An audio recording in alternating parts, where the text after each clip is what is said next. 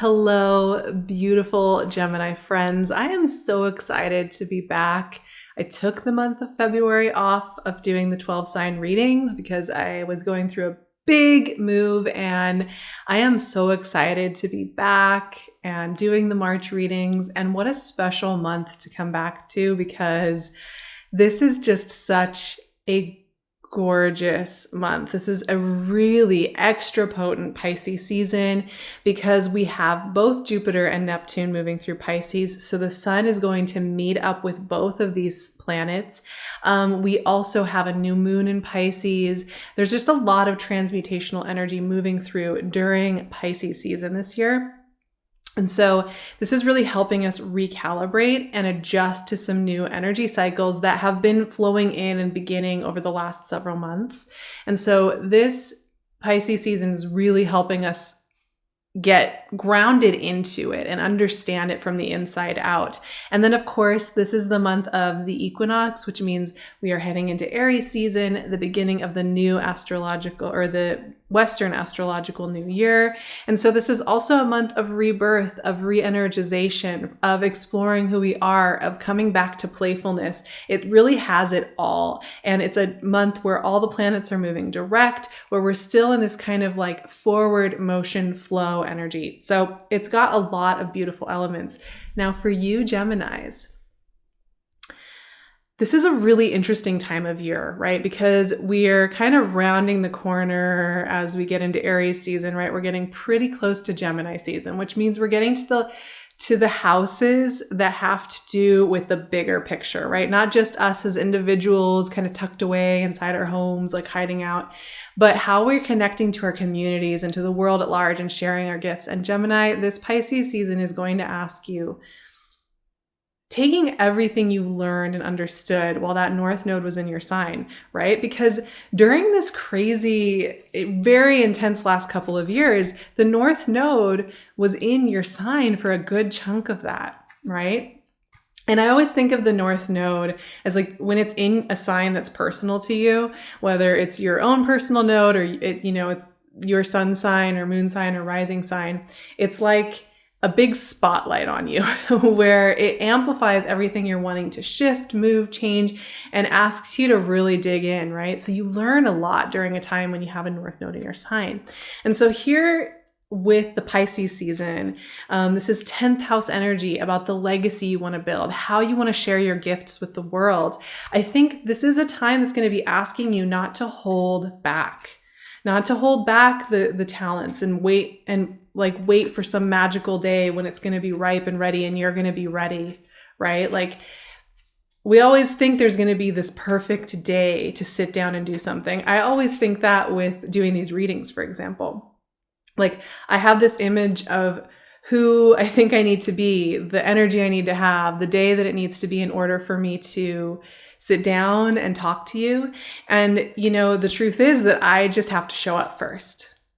And, I have to show up, feel through, and just be here, be present with you. And there isn't some perfect day where I'm just like, I'm ready. Every once in a while that happens, but more often than not, it's about the showing up. And you're going to be finding that that's a huge theme for you during this Pisces season. That it's not about waiting for the perfect day to sit down and start writing the short book you want to write, or to share your art with somebody, or to apply for that job, whatever it is that, you're waiting for some permission slip. Here it is. Just start doing it. Queen of Swords, the ultimate decisive boundary queen. There she is. I love it. So you're going to be noticing themes around that, calling you to just try and show up. We are shown, I think, we've been shown, it's not just here in the last 20 years, but like, I think in culture in general, there's this idea of this pristine, ready, perfect moment, and the reality is that the creative process feels very different than a moment in like the movies at the core of a story. Knight of Pentacles. This card's been coming up a little bit for March, I have to admit. Six of Swords, moving forward on some new adventures, leaving an old shore. All right, I pulled 3 cards from this main deck, and now I'm going to pull a card from Oracle of the Hidden Worlds deck. But the truth with the creative process is that it feels very different than the way that it looks in those stories and those movies, and the way that it's often projected, right? It feels much more raw. It feels much more flowy. Like, it doesn't have as much of a container, a nice, clear, pristine, well, this is what it is. It has much more of a feeling of kind of doing it without being able to see the whole thing quite yet. And the Path of the Gods came out. Decisions, meetings, and future plans. Ooh, I love that card. Look how beautiful that is.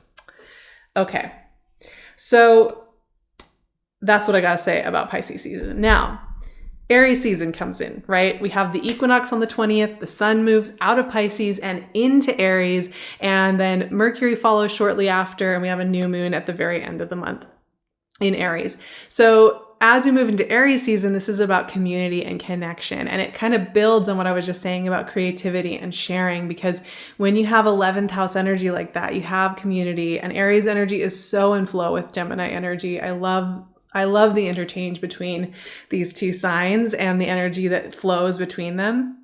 This is all about playing and connecting with those around you, trying things out, going for it. And in fact, when I see the cards that you have, it is so much about just deciding to go for it. First, we have Queen of Swords. She's just a very decisive energy. This is the kind of energy that sees something and calls it for what it is, right? She's not like kind of over analyzing, weighing it out, holding herself back, trying to fit everybody's conception of her. She's just like, boom.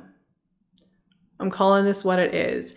So I think for me, this is about owning your space, owning the story, owning what you want that to be, getting really deliberate about it, narrowing it down to those 2 or 3 sentences that you know are really true for you about where you are in life and what you wanted to go for. Don't overthink it. It's kind of that exercise. If I was to ask you right now, what is it you really want to do?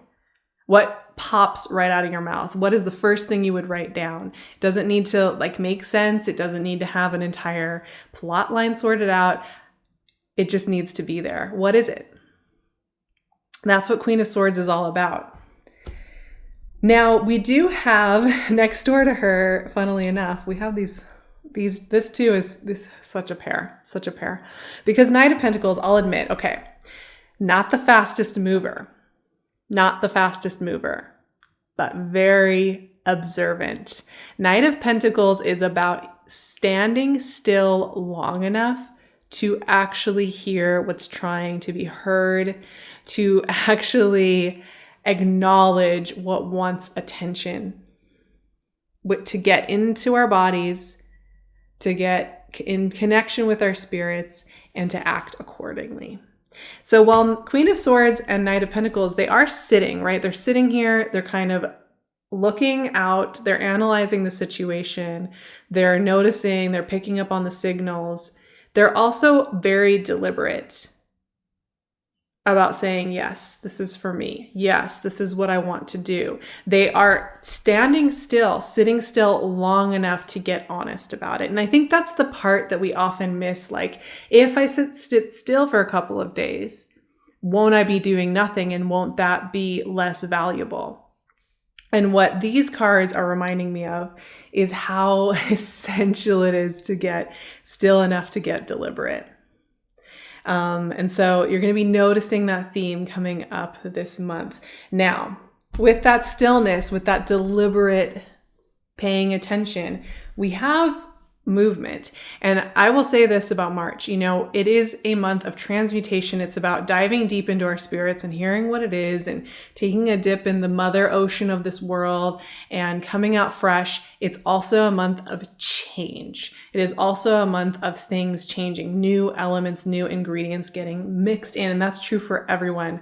And Gemini, a message coming through here is 6 of Swords, which is about leaving a familiar shore.